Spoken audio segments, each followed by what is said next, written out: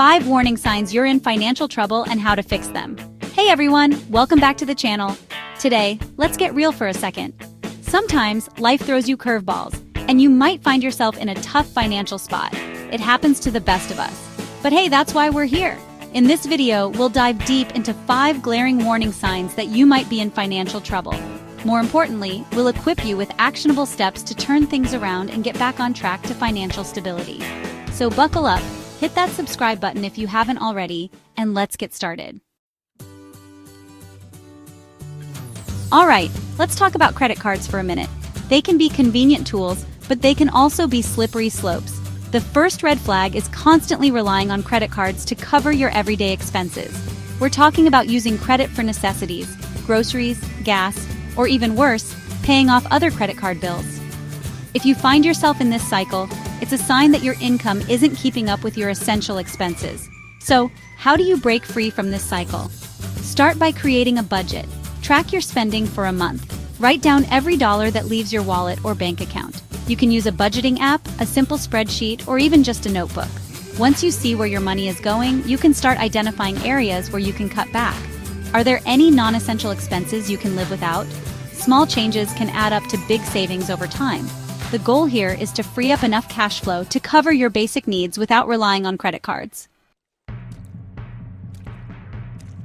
Let's talk about a financial safety net, the emergency fund. Do you have one? If not, you're not alone. Not having an emergency fund is like walking a financial tightrope without a safety net below.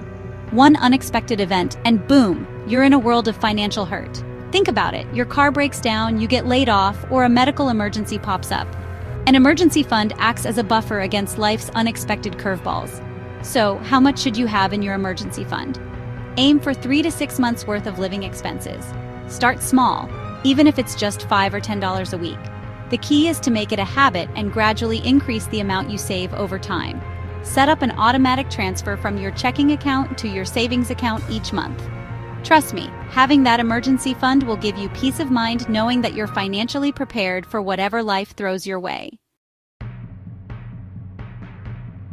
Chapter 3. Spending more than you earn. Time to face the music. Are you living paycheck to paycheck?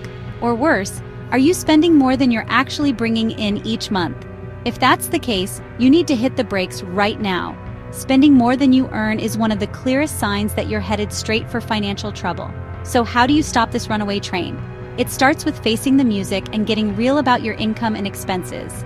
Pull out your bank statements, credit card bills, and any other financial documents you can find. Calculate your total monthly income after taxes. Then, track every single dollar you spend, from your rent or mortgage payment to your daily coffee fix. Once you have a clear picture of your income and expenses, it's time to start looking for areas where you can cut back. To make a real dent in your spending, you need to look at the big picture. Chapter 4. Avoiding bills? That mailbox won't stay closed forever. Let's talk about something nobody likes dealing with: bills.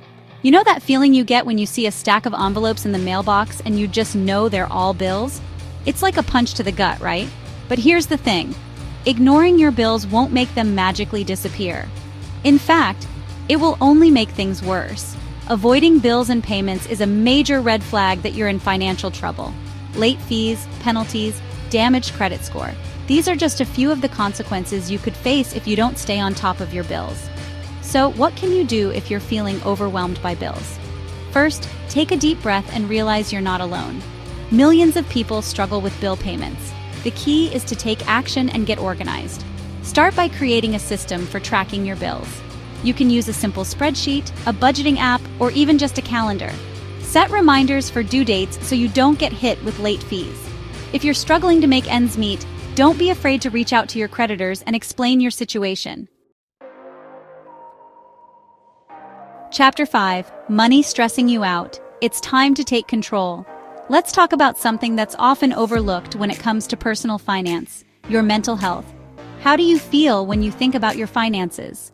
If your answer is anything other than calm, in control, or optimistic, then it's time to take a step back and reevaluate your relationship with money.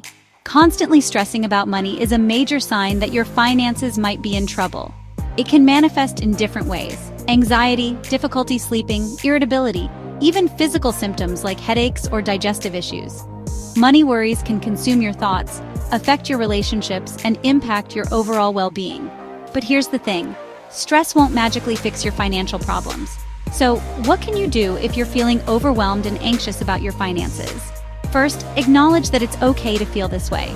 You're not alone. Millions of people experience financial stress. The key is to break the cycle of worry and take actionable steps to regain control of your money. One of the best things you can do is create a budget. When you know where your money is going and you have a plan for achieving your financial goals, it's easier to relax and focus on other areas of your life. If you're struggling to create a budget on your own, don't hesitate to seek help from a financial advisor or counselor. Outro: take control of your finances. You got this. So, there you have it. 5 clear warning signs that your finances might be headed for trouble. But remember, recognizing these signs is just the first step. The real power comes from taking action and making positive changes to improve your financial situation. It might not be easy, but trust me, it's worth it. Remember, small changes can lead to big results over time. If you found this video helpful, don't forget to give it a thumbs up and subscribe to the channel for more tips on personal finance, investing, and building wealth. Thanks for watching, and I'll see you in the next video.